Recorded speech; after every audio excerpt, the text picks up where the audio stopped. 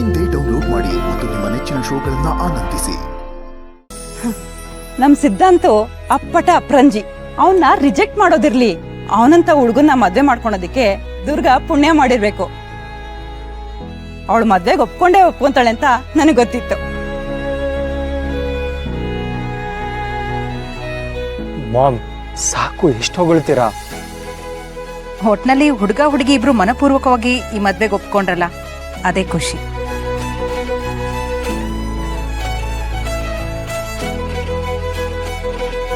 ತರುಣ್, ಇವಾಗ ಏನ್ ಮಾಡೋದು? I really have no idea Shanvi.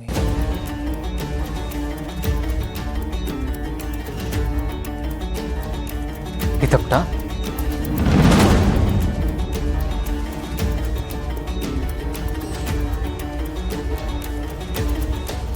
ಹುಡುಗ ಹುಡುಗಿ ಇಬ್ರು ಒಪ್ಪಿಗೆ ಕೊಟ್ಟಿದ್ದಾಗಿದೆ.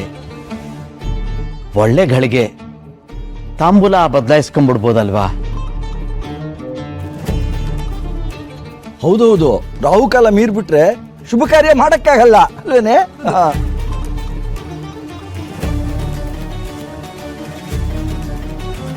ಈ ದುರ್ಗಾ ಮಹಾಲಕ್ಷ್ಮಿ ಸ್ವರೂಪಿಣಿಯಾಗಿ ಈ ಮನೆನ ಬೆಳಗ್ತಾಳೆ. ಹಣ ಕೈಗೆ ಬರ್ತಿದ್ದಂಗೆ ಮೊದಲು 2 ಜೋಡಿ ಚಿನ್ನದ ಬಳೆಗಳನ್ನ ತಗೋಬೇಕು. ಆಮೇಲೆ ಒಂದು ಕಾಸಿನ ಸರ ತಗೊಂಡು ಉಳಿತಿದ್ದನ್ನ ಗಣಪನ ಹೆಸರಲ್ಲಿ ಬ್ಯಾಂಕಲ್ಲಿ ಇಟ್ರೆ ಆಯ್ತು.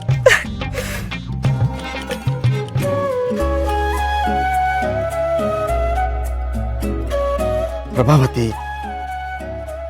ಎಲ್ಲಿದೆ ನಿನ್ ಗಮನ? ತಾಂಬೂಲನ ನಾನು ಒಬ್ಬನೇ ಬದಲಾಯಿಸ್ಕೊಳಕ್ಕಾಗತ್ತಾ?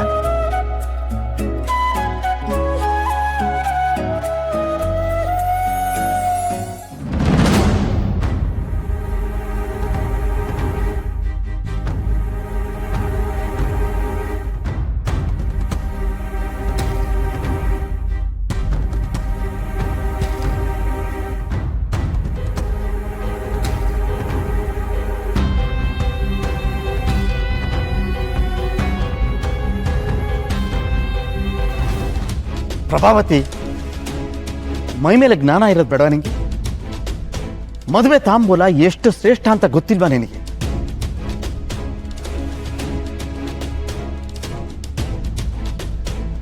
ಏನಾದ್ರೂ ಅಪಶಕನ ಆಗಿದ್ದಿದ್ರೆ ಯಾರು ಹೊಣೆ? ಇರ್ಲಿ ಬಿಡಿ, ಸದ್ಯ ಏನೂ ಆಗ್ಲಿಲ್ವಲ್ಲ, ಎಲ್ಲ ಒಳ್ಳೇದೇ ಆಗುತ್ತೆ. ನೋಡಿಮ್ಮ, ಶುಭ ಮುಹೂರ್ತ ಮಿಸ್ ಆಗೋದು ಬೇಡ. ತಗೊಳ್ಳಿ, ತಾಂಬೂಲ ಬದಲಾಯಿಸ್ಕೊ.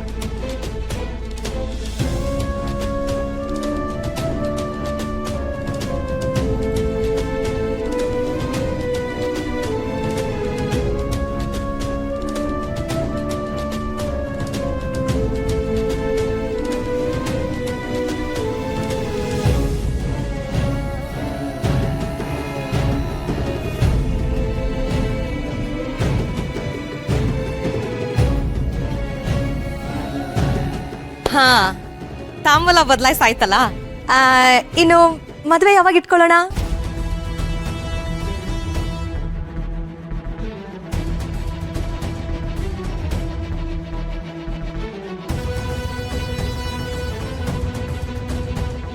ಈ